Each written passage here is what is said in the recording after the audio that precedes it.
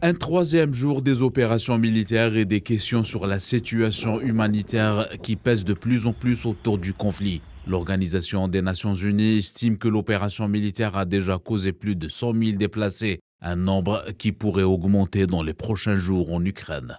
Le secrétaire général adjoint de l'ONU pour les affaires humanitaires, Martin Griffiths, a indiqué que l'organisation onusienne demande un accès sûr et sans entrave pour apporter de l'aide humanitaire en Ukraine.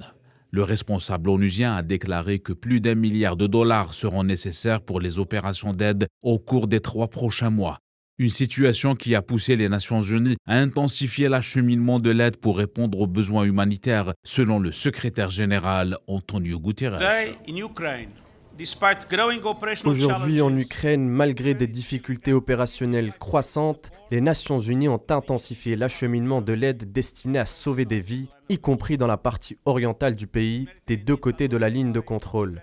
Les besoins humanitaires se multiplient et s'étendent d'heure en heure, des civils meurent. Un conflit qui survient en pleine pandémie sanitaire et une économie mondialisée, ce qui présage des conséquences au-delà des frontières de l'opération militaire, avec un impact imprévu pour la sécurité alimentaire mondiale, notamment les répercussions économiques directes après l'augmentation du prix du blé de 17% dans les marchés mondiaux, une première depuis plus de 10 ans.